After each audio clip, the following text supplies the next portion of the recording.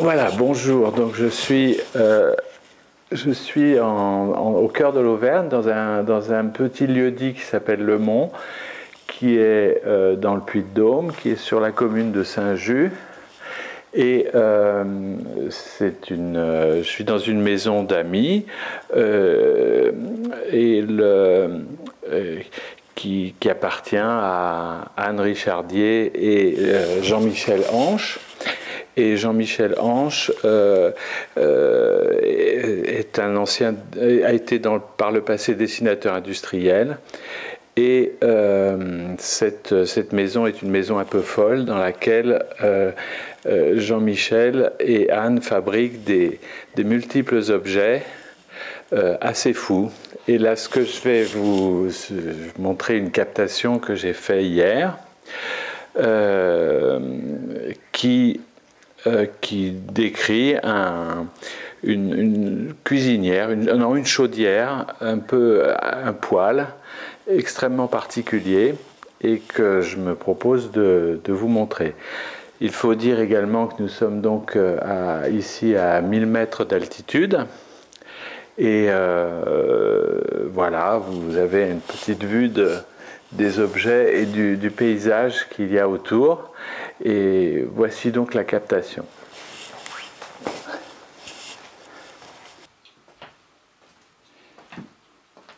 Bon, alors, on va par là.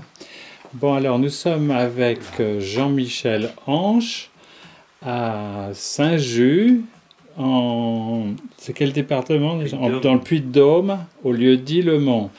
Et il va nous expliquer un appareil qu'il a fabriqué lui-même et qui fait beaucoup de choses assez bizarres et intéressantes. Bon, allez, je t'écoute. Donc, quel est cet objet? C'est un appareil, c'est un chauffage. Oui. On ne dirait pas comme ça, on croirait que c'est plutôt un Spoutnik, mais non. C'est un chauffage.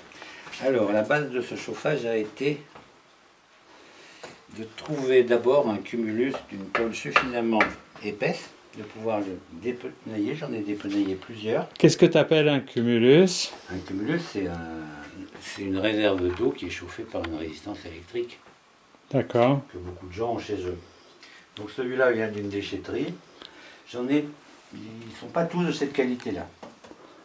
Alors, l'idée, c'est qu'il y a plusieurs idées dedans. C'est qu'il a fallu d'abord le recouper pour arriver à faire le travail intérieur qui est dans tout poêle, c'est-à-dire une grille pour le descendrage. Donc cette grille, c'est pas une grille en fait, c'est deux plaques épaisses avec des trous, en gros comme ça. Et c'est quand on tire, les deux trous sont alignés, donc en fait la cendre elle tombe en bas. On ne le vide pas très souvent par cette partie-là, qui est montée avec des trucs de vélo. Voilà. Et alors c'est quoi ce pied en dessous avec une espèce de ressort? Alors le pied, c'est un disque de frein. Le ressort, c'est un ressort de voiture, de camion. Je ne sais pas exactement d'où il vient le ressort. Donc ça, c'est pour le stabiliser au sol. Mais bon, il ne pouvait pas tenir directement sur le ressort, donc j'ai mis une pièce métallique ronde à l'intérieur du ressort. Donc vous voyez ici, sur le principe, c'est que toutes les entrées d'air sont d'abord réchauffées. On réchauffe toutes les entrées d'air avant de les amener dans le foyer. Donc il y en a une ici, par exemple, d'entrée d'air, qui est réchauffée par la porte. Par exemple, en voilà une, qui arrive ici. Donc, les autres, on n'a pas d'éclairage pour les mettre dedans, mais les autres entrées d'air, je pense qu'avec ça, ça devrait aller. Les autres entrées d'air se font sur le côté. Donc on en voit une là qui est protégée comme ça, là. Il y en a une autre de l'autre côté. Il y en a une autre ici à ce niveau, en bas. Donc ces entrées d'air sont réchauffées en passant tout le long du poêle. C'est-à-dire que l'air rentre ici, il est réchauffé ici tout le long, et il passe à l'intérieur du poêle. D'accord? Pareil pour en bas. Donc là, la fermeture des passages d'air, voilà, l'entrée d'air se fait par ce système où on ouvre les trous, et ici aussi, où on les ferme, pour ralentir comme tous les poêles en fait. Donc les petits boulons, c'est juste pour la décoration.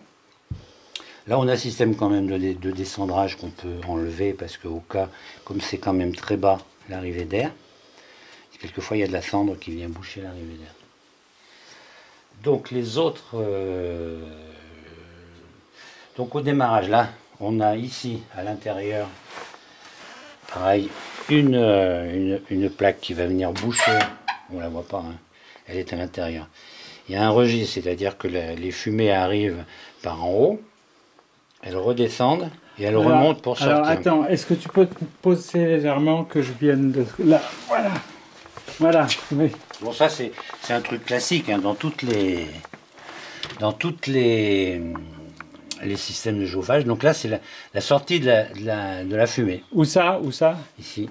C'est la sortie de la fumée à cet endroit-là. D'accord, le tuyau. Voilà, qu'on règle avec ça. Dedans, il y a un clapet qui permet de fermer. On l'entend là quand on le ferme. D'accord. Ça, c'est la sortie des fumées. Alors, pour le démarrage, on a un ventilateur qui souffle en bas, là-bas, de l'air pour faire monter le tirage, pour avoir un plus grand tirage au démarrage. C'est un ventilateur électrique. Voilà, c'est un ventilateur électrique. Je vous montrerai après tout à l'heure comment il est alimenté. Donc une fois qu'on a commencé de le lancer, d'abord, avant de lancer, il y a une chose, c'est qu'il y a une entrée d'air qui est par le dessus. Dans tous les systèmes d'entrée d'air, il y a une entrée d'air qui est par le dessus. Refais-la actionner, voilà. Oui. Donc au démarrage, on la ferme. Une fois qu'il est parti, on ouvre cette entrée d'air et c'est tous les gaz brûlés qui sont rechargés en oxygène et qui brûlent à nouveau. C'est une entrée. C'est une entrée d'air. Oui, c'est une entrée d'air. Mais au démarrage, on la ferme parce que sinon la fumée sortirait par là. Voilà, tout à fait. Bon, quoi d'autre après, ici, donc quand il a commencé de monter en température, il chauffe les galets, notamment. Oui, alors parce que les galets, c'est pas juste décoratif. Ah non, non. Donc il chauffe les galets, et au-dessus, il y a un carénage, qu'on voit ici, avec 3 plaques de béton réfractaire. Ah oui. Voilà. Ici, on peut mettre ses godasses à sécher, sans problème. Et au fond de ce carénage-là, il y a 2 ventilateurs. Est-ce que je peux les voir ou pas? Ouais. Non, pas vraiment. Bon. Sinon, on peut les voir d'ici. D'ici, on peut voir, il y a 2 ventilateurs là-bas au fond qui poussent l'air vers en haut. Donc ça, c'est les déflecteurs. Donc ces 2 ventilateurs se mettent en route quand la température est suffisamment élevée. Ici, on a le capteur de température. Donc à ce moment-là, il se met à pousser de l'air chaud dans la pièce. Mais le capteur de température, il est branché sur quoi? Il est là. Oui, mais... En fait, c'est un aimant sur lequel j'ai mis un capteur de température de four. Et puis, j'ai réglé le thermostat qui est là. On règle le thermostat qui est là, à la température qu'on veut. Et donc, il se mettra à chauffer quand il atteindra la bonne température. Et alors, quand ça se met à chauffer, qu'est-ce qui se passe? Non, quand il y a un besoin de chauffe, qu'est-ce qui se passe? C'est-à-dire, quand la température ici est élevée, et ben les 2 ventilateurs se mettent en route et soufflent l'air vers l'entrée de la pièce. Donc quand la température n'est pas assez élevée? Non, c'est quand la température est suffisamment élevée. Ah, alors j'ai pas compris. Alors le premier ventilo qui, lui, souffle, et c'est un accélérateur de tirage, celui qui souffle dans la cheminée, et c'est un accélérateur de tirage, simplement pour le démarrage. Après, quand il monte en température, bon déjà il chauffe parce que c'est tout du métal, et à un moment donné, on a les cailloux qui sont chauds, on a les plaques aussi, et ici on a un capteur qui va nous dire l'alto, la l'état, mettons, je sais pas moi, 100 degrés, et il est réglé par ce bouton-là, le capteur. Ok, il va démarrer à une certaine température, peut-être 200 degrés, j'en sais rien. Et ça, c'est le pas le thermostat, comment on appelle ça, timer. Un timer. C'est ce qui met le... Là, il va faire un quart d'heure de chauffage, de tirage, pour le démarrage. D'accord. Donc les idées principales, c'est le réchauffer l'air qui va arriver, y compris par en haut aussi, parce que je veux dire, ça chauffe ici aussi, et par cet air supplémentaire qui charge en oxygène les gaz imbrûlés. Dès qu'on ouvre ça, on a un tirage absolument parfait. Et quel est le combustible alors? Bah, c'est du bois. C'est que du bois. Que des bûches de bois, tout bien. Voilà.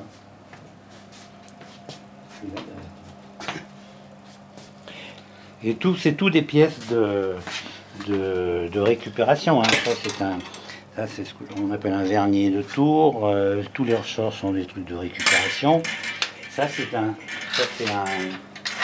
pièce-là, c'est un fer pour ferrer les vaches qui n'a pas encore été fabriqué.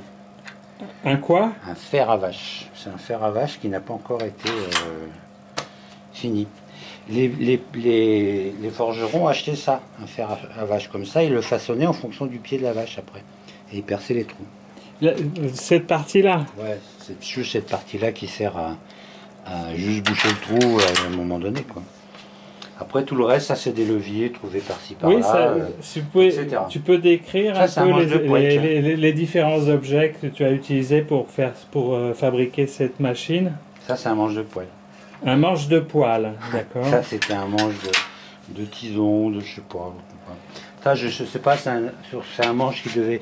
C'est marqué dessus, ce levier doit toujours rester vertical. Mais c'est un truc que j'ai récupéré quelque part. Les autres, c'est des ressorts, c'est des bouts de machin, tout est... Ça, c'est une pièce de métier à tisser. Ça aussi, je sais plus. Enfin bon, c'est des pièces... Et donc, voilà. Les pièces sont soudées, bien sûr? Bah ouais.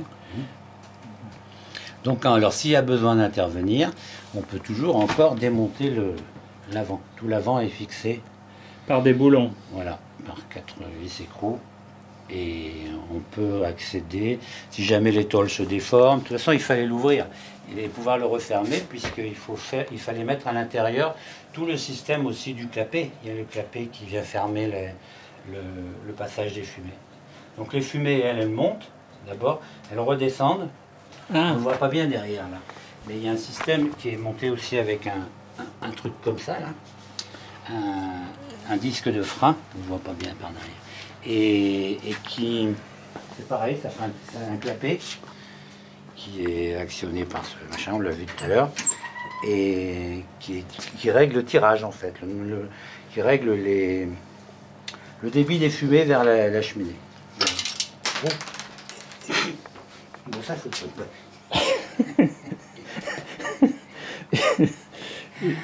Ça arrive. Hein.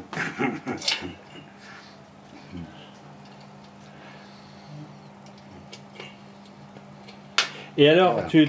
Quel usage tu en as alors? Raconte-nous. Ben, c'est quand on peut arriver à n'importe quelle heure et puis il démarre tout de suite, quoi. Très rapidement, il fait chaud dans la maison. Ah bon? La pièce est grande, il y a 60 mètres carrés là, je sais pas combien. Tout à fait 50 mètres carrés. Très rapidement, la pièce est chaude. Or qu'avant, si tu veux, avec la chaudière avec les radiateurs, ça mettait très longtemps. Alors quand tu y habites continuellement, ça va. Les radiateurs, tu peux les laisser... il y a de l'inertie, ça tourne, voilà. Et lui aussi, il a de l'inertie en fait. L'idée, c'est ça, c'est qu'il puisse chauffer rapidement grâce au ventilateur qui crache de l'air. Et deuxièmement, qu'il peut accumuler dans les galets, dans les plaques de... Et donc les évacuations se font par la grande cheminée à bois en fait. Voilà, ouais. C'est ça. Donc en fait elle est bouchée, mais il y a 2 trappes là. Quand on veut faire du feu, il y a 2 trappes qu'on ouvre et on peut faire du feu quand même. D'accord. Voilà. Et est-ce que ça tient en feu continu? Ça peut tenir la nuit ou pas? Il peut tenir la nuit, oui. Mais il faut bien le... Voilà, il faut pas trop le faire tirer, sinon comme il est capable de chauffer très vite, il va consommer vite son bois, et puis après, si on n'en remet pas, bien sûr, alors donc il faut bien le calmer. Et à ce moment-là, tu veux le faire tourner toute la nuit si tu le fais pas. Et on peut diminuer pas mal le tirage, donc. Bah, il suffit de boucher pratiquement toutes les entrées d'air. Et puis fermer le tirage de la cheminée. Même complètement fermé, il y a une sécurité. Hein. C'est-à-dire que la trappe qui est bien fermée, le tirage, la sortie de fumée ne se ferme pas complètement. Voilà, c'est ça. Voilà. Ce qui fait que même si tu fermes par hasard complètement, il peut pas y avoir d'oxyde de carbone qui vienne dans la pièce. Voilà. D'accord. Voilà. Ouais. Et ça pourrait marcher au charbon ou pas? Je sais pas. Je pense que oui, mais c'est pas du tout les mêmes systèmes d'aération au charbon. Ah, d'accord. C'est pas les mêmes grilles, c'est pas... Bon. Je suis pas sûr, ça. Et est-ce que tu as donné un nom à cet engin? Non. Il est trop. Son nom, ça pourrait être il est trop. Voilà. Quoi? Il est trop. Ok. Bon, Merci. je te remercie beaucoup. Voilà, je vais tourner une dernière fois autour. Voilà.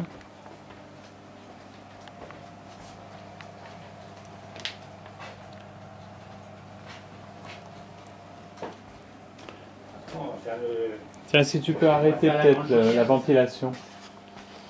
Hein? Il y a la ventilation là. Ouais, non, ça fait du bruit. Ça, c'est la ventilation du départ. Hein. Ah, d'accord. Oui. Je te passe devant, si tu veux qu'on l'arrête. Bon, eh bien, merci Jean-Michel Anche. Merci.